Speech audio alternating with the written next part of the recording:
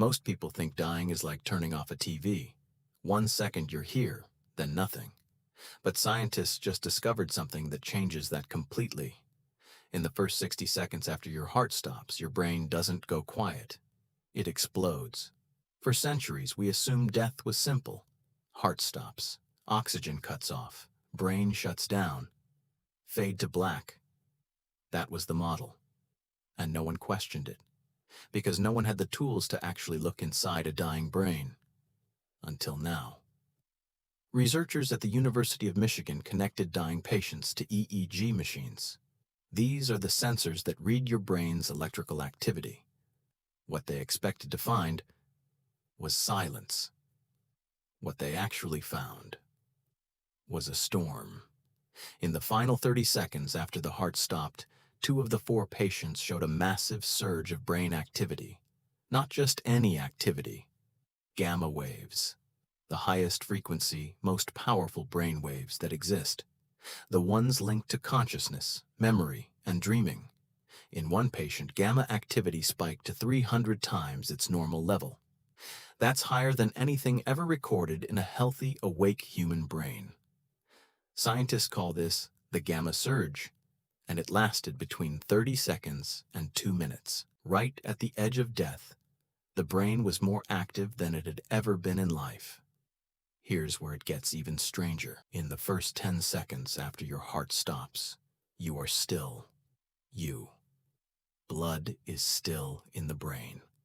Oxygen hasn't fully run out. Your neurons are still firing. Your identity, your memories, your sense of self, all still intact. Scientists call this biological limbo. You're gone, but not completely gone yet. People who survive near-death experiences all describe something similar, a life review. But it's not what you'd expect. It's not your greatest moments, not your proudest achievements. It's random, small things. A white cat you saw when you were 4. A quiet Tuesday afternoon doing nothing special. The smell of your grandmother's kitchen. Researchers believe the gamma surge is what triggers all of this. Your brain, in its final burst, isn't running your highlight reel. It's replaying the quiet moments, the forgotten ones. Here's the science behind it. The hippocampus, your brain's memory center, sits in the exact region that surges with gamma waves at death. And the hippocampus is fascinated by ordinary moments. Not your wedding day, a random Wednesday in 2009, because emotional peaks get stored differently. But the everyday stuff, the quiet, unremarkable moments, those are what the hippocampus holds on to. So at the very end, it plays back what it knows best. The life you actually lived, not the life you performed. And here's what surprises most people. It's rarely scary.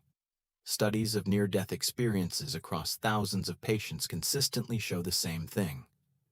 Peace, warmth, calm. Some people describe a warm light. Some feel completely unconditionally loved. The fear we attach to death might not be part of dying at all. It might just be part of living.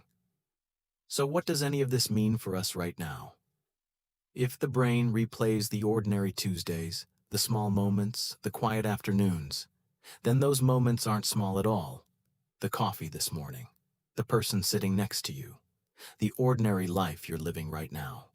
That's what your brain will hold on to. That's what gets replayed. We spend so much time waiting for the big moments, but science is telling us the big moment already happened.